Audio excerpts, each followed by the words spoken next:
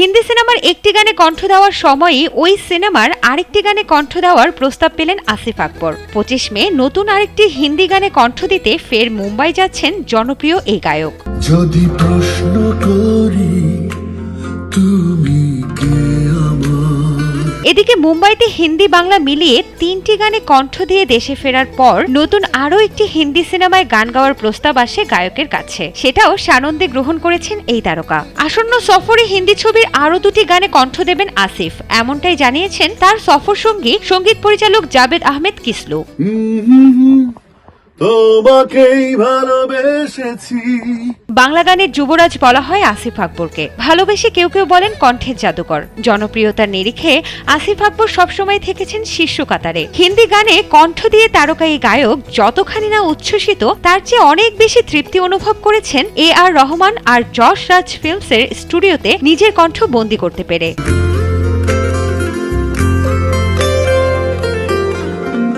যদি প্রশ্ন করি তুমি কে আমার।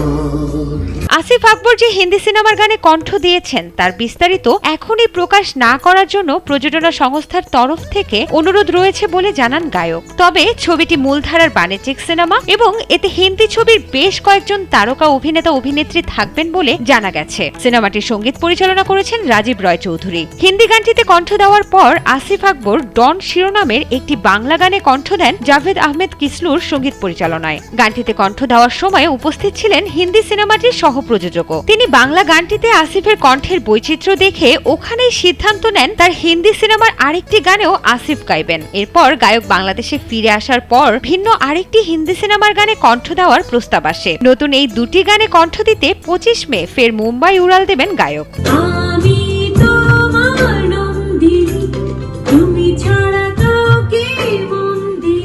এদিকে ফ্রান্সের বিলিভ মিউজিকের প্রযোজনায় মুম্বাইতে অনুরাধা পড়ুয়ালের সঙ্গে একটি মেলোডি রোম্যান্টিক গানে কণ্ঠ দিয়েছেন আসিফ আকবর। সেই সুবাদে হিন্দি সিনেমার এই মহিয়সী গায়িকা আসিফকে দাওয়াত দিয়ে খাইয়েছেন।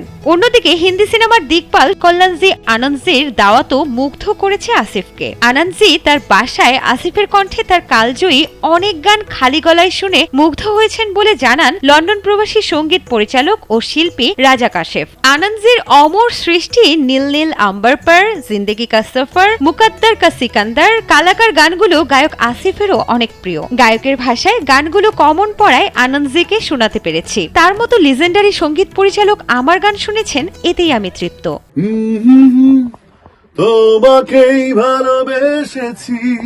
সঙ্গীত পরিচালক ও কণ্ঠশিল্পী রাজা কাশেফ জানান, মুম্বাইতে AR রহমানের 2টি রেকর্ডিং স্টুডিও, তার মধ্যে একটিতে AR রহমান স্যার ছাড়া আর অন্য কেউ কাজ করেন না। KM স্টুডিও কর্তৃপক্ষ আসিফ আকবরকে AR রহমানের নিজস্ব স্টুডিওতে কণ্ঠ দেওয়ার সুযোগ দিয়েছেন। আসিফ আকবর নিজেও এ বিষয়ে আবেগ আপ্লুত। গায়ক বলেন, AR রহমান স্যার ও যশ রাজ স্টুডিওতে কাজ করতে গিয়ে বুঝতে পারলাম গানের সমুদ্রের মাঝে আমি কোনো রকম ডিঙি নৌকার মতো ভেসে আছি। তাদের পেশাগত মানসিকতা আর শিল্পী মিউজিশিয়ানদের পেশাগত নিরাপত্তার চমৎকার সুরক্ষা বুহ এখনো আমাদের কাছে কল্পনাতীত। যদি প্রশ্ন করি তুমি কে আমার।